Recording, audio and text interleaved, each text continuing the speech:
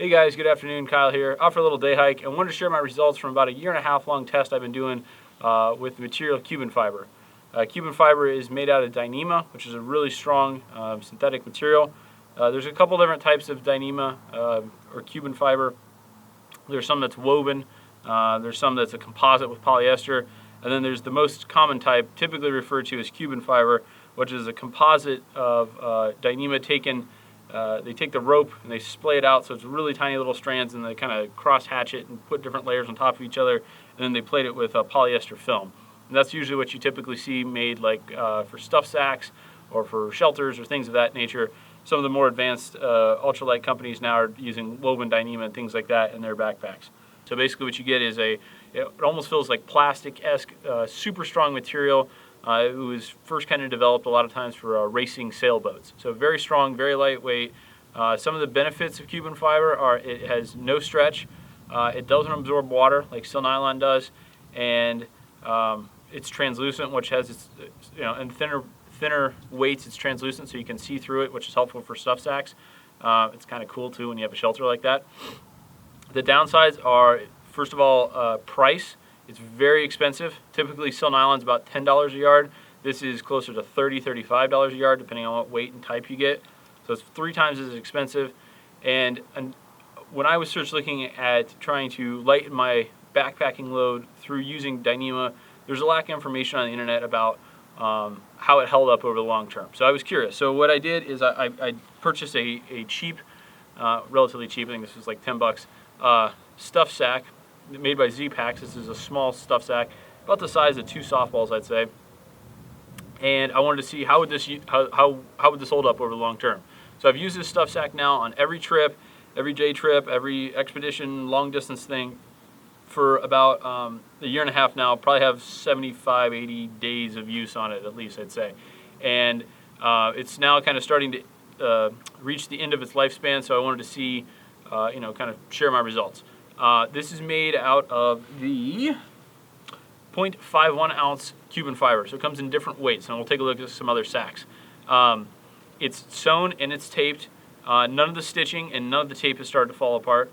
It's just now in some of the material starting to get some little tiny holes in the bag, and about a year ago I ran it through a heavy-duty zipper and a pack. It went like this too hard, and it ripped a hole in the top channel where like the drawstring goes around. What that led me to do is patch it up with something called Tenacious Tape. And Tenacious Tape is like really super strong, clear, kind of like, almost looks like packing tape, but it's really strong. And it is held up, even though it's been crinkled and folded right here on this top loop, I don't know, hundreds of times. It's still on there. It's now starting to fall apart, but it's held up and it's done a very good job. So it's easily patchable, which is another huge bonus when it comes to gear and stuff, because the tape really holds up well on this stuff. But yeah, so it's starting to fall apart, but I would say it's still functional. You could probably still use it for another 70 or so days until it was completely gone, donezo, but it's definitely getting there. Looking at a few other Cuben fiber products I bought at the same time, kind of test out. This is a dry bag. It's a 1 ounce dry bag, or 1 ounce weight fabric. It's held up just fine. I haven't used it nearly as much, but no problems, no holes, no nothing in this material.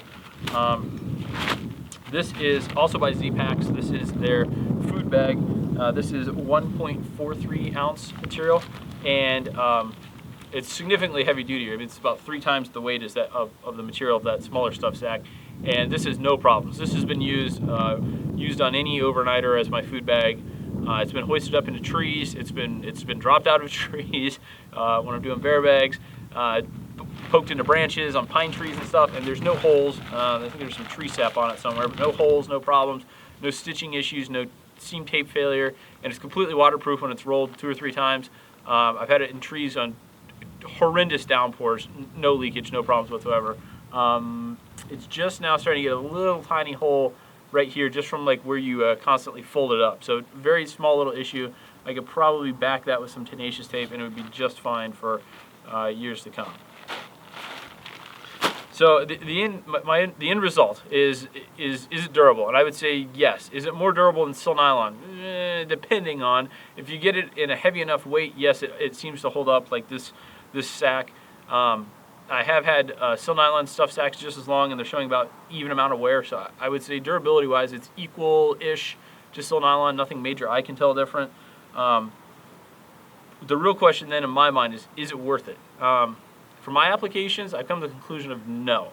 The advantages do not outweigh the ultimate cost. Even if I did Cuben fiber everything, backpack, shelter, stuff sacks, everything like that, I'd maybe save a few pounds tops, but for what I like to do in my type of backpacking, through hikes where I'm walking thousands of miles, I don't think the advantages outweigh the 2 to 3 times extra cost. So you got to kind of, weigh it and see what works for you.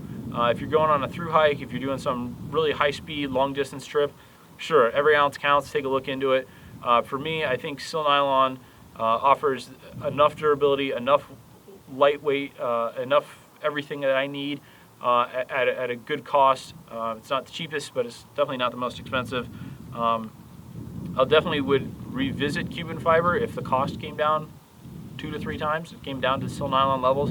It definitely is probably a better material overall, but the cost does not outweigh the value. So hopefully that helps someone. If you're interested or you want more details on any of these sacks or anything like that, just feel free to let me know. Put something in the comments. I'll get back to you. Again, I'm no expert. This is just my opinions based on my own use and findings. So hopefully that was helpful to someone. Thanks a lot for watching.